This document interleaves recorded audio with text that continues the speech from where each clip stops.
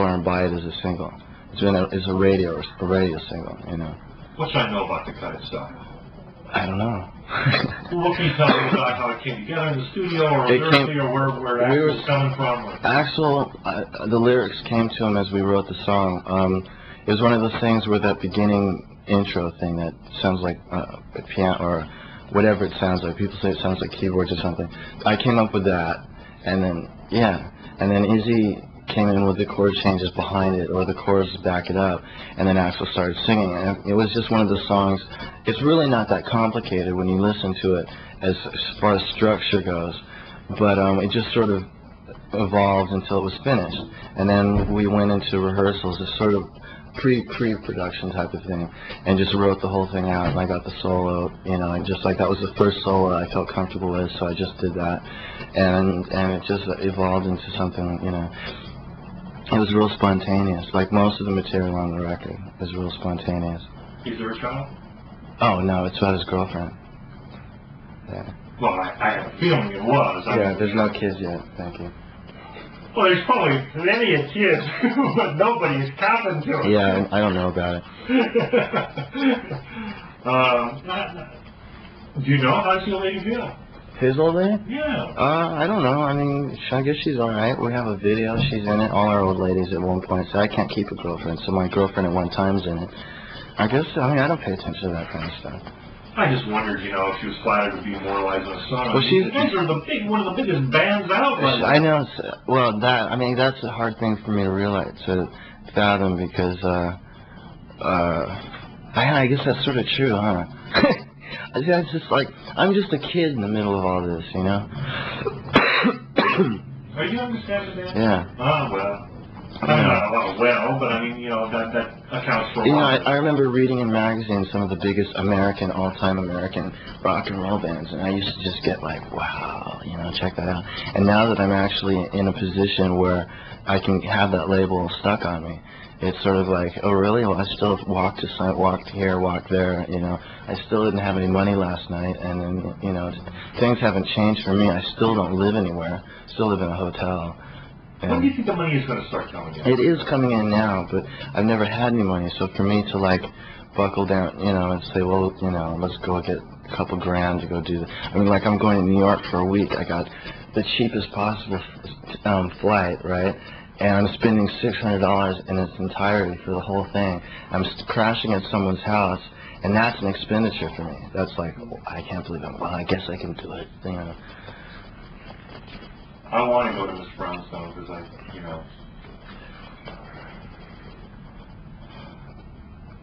I don't know if anybody's ever had brownstone in their life, but well, I mean, I know a lot of people have had brownstones in their lives. Yeah. But tell me about this song. How come you? It's sort of a joke. I mean, I think people take it a little bit more seriously than what it was written to be. I mean, to be totally honest, it was me and Izzy sitting in an apartment up in by Hollywood Boulevard, and that's when we used to sell our drugs from and all that stuff at the time.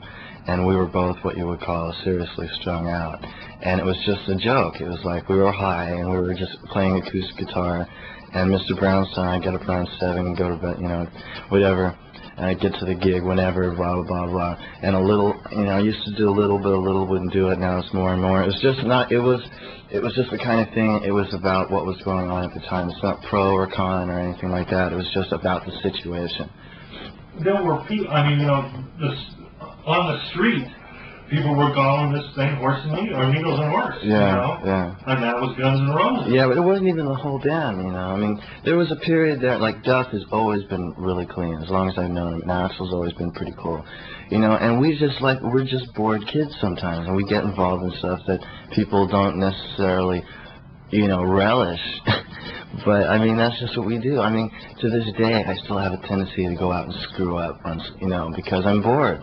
And that's just life. And just because I'm in a big rock and roll band and this and that and the other, I'm not going to tiptoe through life just because of, you know, it's like, I'm an extremist, you know. Well, live it, man. I am. You know, it's your life. I know. Do it down on it.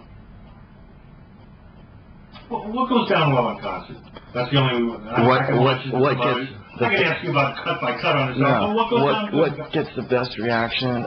The minute we come out, always does real well. Axl's first rap. Out to Get Me, Night Train, Paradise City, Sweet Child of Mine, Jungle is a big one. Knocking on Heaven's Door, we do a cover of that. That goes over real well. I don't know, we get pretty well received. I mean, like, there's been a few gigs we've done, like in San Diego, where we had a gig where we came on late. We were really late coming on. And, you know, like, it was just one of those shows where I didn't know what the next song was going to be because Axl was changing the set list all around. And we do that anyway, but sometimes it can be really inconvenient because it screws up your pacing and stuff. So it was one of those shows where we basically stood around on the stage for like 45 minutes headlining, and then the whole crowd was like confused trying to get into it. But on our normal gigs, they're pretty much just like Guns N' Roses and the crowd is like one and the same. So tell me about the concert. That's the truth. That happens. I mean, like in the middle of our sets, there's been a lot of times where somebody will throw something up. I mean, some people get really carried away, and one of the main things I really don't relate to, because it never happened to me as a kid, is that rock stars are bigger than life always. And some people just want to see you react, and they throw stuff at you. This is actually the sort of something I learned about from Aerosmith when I got the firecracker or whatever thrown at him in Philly a while back. And it's the same thing with us. Like, all of a sudden you're standing there, and a kid reaches out and untunes your guitar, and that really throws things off, you know? It completely deletes your energy level for a minute, because what if you need that particular string, right? You got to rethink your solo out, right?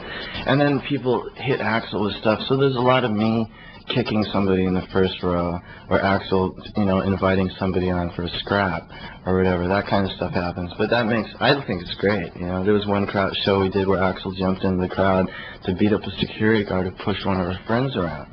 And we did the whole show without him. He went to jail, and we did like Honky Tonk Woman and guitar solos, and we had a roadie come out and sing Communication Breakdown, and we hung out in the crowd. As long as that real feeling, that sincerity is there, people always pick up on it, because that's what rock and roll is all about. It's supposed to be a show. Mm-hmm. You know, these people are paid good money to see something. And audience participation should be a part of it. Yeah. You know, I mean, I really actually regret that we missed those 3 LA dates, because that would have been great. But we're coming back with Aerosmith, so. Yeah, I think that's going to be one of the best tours going in the summer. That and Monsters. Monsters thing, they're losing tons of money on it here, because it's like cost of talent for the promoter. There's so much they have to sell 40,000 tickets just to break even. It's like the US Festival, man. How can you pay that kind of money and expect that many people? Yeah. You can't. You can't. No, there's no givens in this world, man. Yeah. You know. I mean, sure, it's a great show, but you mentioned Jungle too, and I just think that leads off the album. That starts the album. It was actually the first song me and Axl wrote together too, as Guns N' Roses. It's an amazing tune. First of all, the music for that song is terrific, and the lyrics are just. Is the Streets the Jungle? Oh, well, it's basically Axl's stab at like putting into writing and putting into a song, middle America white boy meets downtown Hollywood kind of thing. That's about as indicative as I can get, you know. What's the worst you've ever been hurt on stage? The worst I've ever been hurt physically? Well, I've been hurt physically before gigs. On stage, I think the worst thing I ever did was I jumped into a 14-foot pit that I thought was 5 feet, but I didn't break anything. When I was on tour with Motley Crue, Nikki Sixx fell on me when I was wrestling one night when I was drunk, and I dislocated 3 of the vertebrae in my neck. And I had to go on stage. I had to go to chiropractors every day and stuff. I was in serious, serious agony. I couldn't move on stage. It was like I just had to stand there. Stuff like that. I've broken a couple fingers before gigs and had to play the gigs with broken fingers. Yeah. Did you ever get close enough to check that you thought that it was it? Yeah. Yeah. But that's not, yeah, that's about 4 or 5 times I think I've been out for the count. But. And then a lot of people have done that to me, which I think a few people know about. Yeah.